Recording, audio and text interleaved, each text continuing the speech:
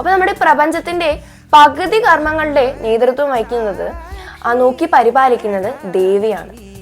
അപ്പോ ഒരിക്കലും മഹാദേവൻ പറയും, ഈ ലോകം മുഴുവനും വേറൊരു മായ മാത്രമാണ്, അതായത് വേറൊരു ഇല്യൂഷൻ മാത്രമാണ്. അപ്പൊ ഈ ലോകത്തുള്ള ഈ നമ്മൾ കഴിക്കുന്ന ഭക്ഷണം പോലും വേറൊരു മായയാണ്, അഥവാ ഒരു മിഥ്യയാണ്. അപ്പോ ദേവി നേതൃത്വം വഹിക്കുന്ന, ആ ദേവി നോക്കി പരിപാലിക്കുന്ന ദേവിയുടെ കർമ്മമായിട്ടുള്ള ആ ഭക്ഷണത്തിനെ വേറൊരു മായയായിട്ട് മഹാദേവൻ കണക്കാക്കുമ്പോൾ അത് ദേവിക്ക് ഒരുപാട് വിഷമാവും. അപ്പൊ ദേവി എന്ത് ചെയ്യുന്ന വെച്ചാല്, ദേവിക്ക് ഈ പ്രപഞ്ചത്തിലുള്ള ആ ഭക്ഷണത്തിന്റെ നിയന്ത്രണം, ആ ഭക്ഷണത്തിലുള്ള പ്രപഞ്ച ശക്തി ദേവി പിൻവാങ്ങി ദേവി അപ്രത്യക്ഷയാവും. അപ്പൊ ഇങ്ങനെ സംഭവിക്കുമ്പോ ലോകത്തിലാകെ മുഴുവനും ഭക്ഷണത്തിന് ക്ഷാമം വരും. ആൾക്കാർ മുഴുവനും ഭക്ഷണം കിട്ടാതെ അലയുന്ന ഒരു അവസ്ഥ വരും. അങ്ങനെ വരുമ്പോ മനുഷ്യന്മാരും മൃഗങ്ങളും എല്ലാവരും ആ ഭക്ഷണം കിട്ടാതെ അലയുന്ന ഒരു ദാരിദ്ര്യ അവസ്ഥയിൽ ആകുകയാണ് ഈ ലോകം മുഴുവനും. അപ്പൊ അങ്ങനെ ഒരു പ്രതിസന്ധി അനുഭവിക്കുകയാണ് ദേവിയുടെ അസാന്നിധ്യത്തില്.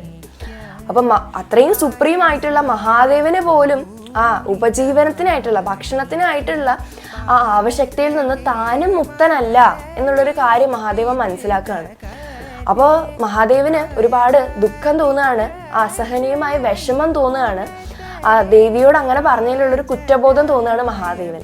മഹാദേവന്റെ ഈ വിഷമവും ലോകത്തിന്റെ ഈ അവസ്ഥയും കണ്ട് സഹതാപം തോന്നിയ ദേവി വലത്തേ കയ്യില് സ്വർണ്ണ പാത്രത്തില് അന്നം പിടിച്ചുകൊണ്ടും ഇടത്തേ കയ്യില് രത്നം കൽപ്പിച്ച കലശം പിടിച്ചുകൊണ്ടും ദേവി അന്നപൂർണ ദേവിയായിട്ട് അവതരിക്കും. അപ്പൊ ദേവി ആദ്യമായിട്ട് അന്നപൂർണ ദേവിയായിട്ട് അവതരിക്കുന്നത് വാരണാസിയില്, കാശിയിലാണ് എന്നാണ് വിശ്വസിക്കുന്നത്.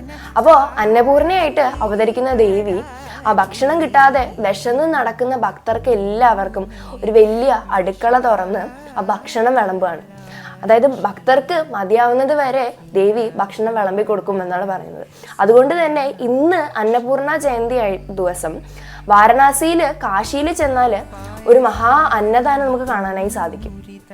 അപ്പോ അവിടെ കേവലം ഭക്തര് മാത്രമല്ല വന്നത്, ആ ദേവിയുടെ അടുത്തുനിന്ന് ആ ഭക്ഷണം യാചിക്കാനായിട്ട്, ക്ഷമ യാചിക്കാനായിട്ട് സാക്ഷാൽ മഹാദേവൻ തന്നെ ദേവിയുടെ അടുത്തേക്ക് വരികയാണ്. അപ്പൊ അങ്ങനെ അന്നപൂർണ ദേവിയുടെ അടുത്ത് വന്ന് ഒരു കാലി പാത്രത്തില് ഭക്ഷണം യാചിക്കുന്ന ഒരു മഹാദേവന്റെ ഭാവവും നമുക്ക് കാണാനായി സാധിക്കും.